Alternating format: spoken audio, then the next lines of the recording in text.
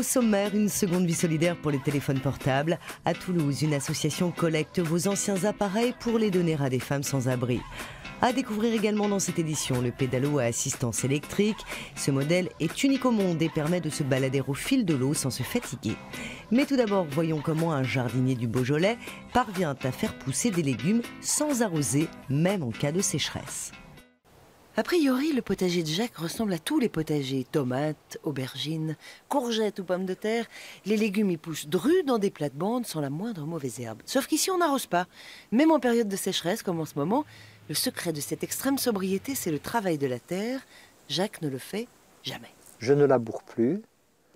Je greline tous les 3-4 ans.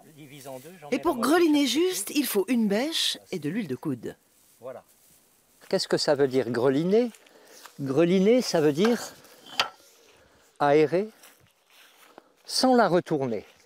L'autre principe, c'est ce qu'on appelle en bon français du mulching, c'est un paillage.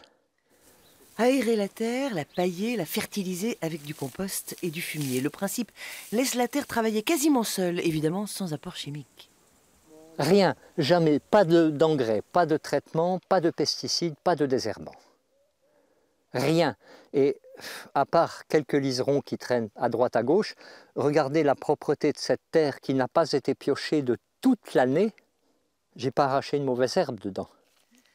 Jacques a eu 1000 vies, de l'école d'agronomie jusqu'à la fabrication de décors de cinéma, en passant par l'élevage de vaches laitières.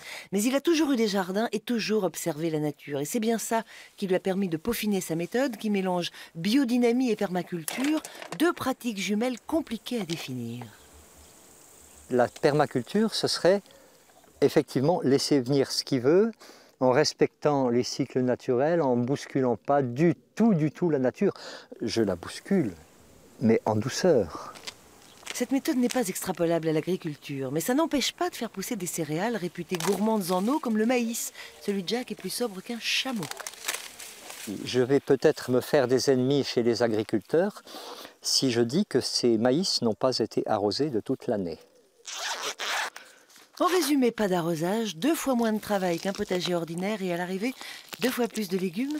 Ça se mange sans faim. Une collecte de téléphones portables vient d'être organisée à Toulouse. L'objectif de cette opération est de venir en aide aux sans-abri. Grâce à vos anciens appareils, les femmes qui vivent dans la rue peuvent composer le 115 pour trouver un hébergement d'urgence.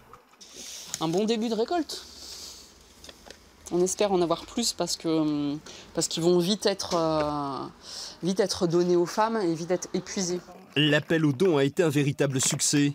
Une dizaine de vieux téléphones portables récupérés en à peine une semaine. À l'initiative de cette opération, les responsables de cet accueil de jour pour femmes sans abri. Puisque nous ne sommes pas ici au petit salon ouvert tous les jours.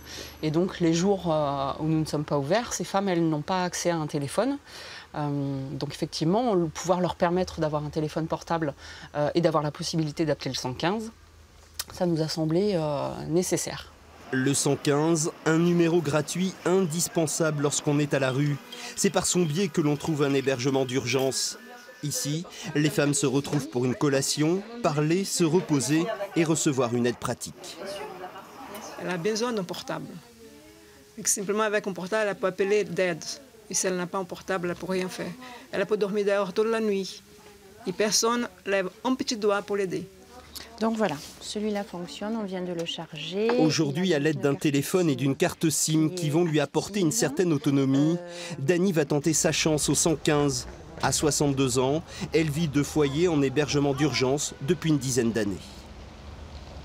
115 de Haute-Garonne. Le portable, je fais le 115, ça ne répond pas de suite, mais au bout d'1 heure, des fois 1h30, mais je les obtiens et de suite, bon, je sais que j'ai un toit, quoi. On ne se sent pas seul.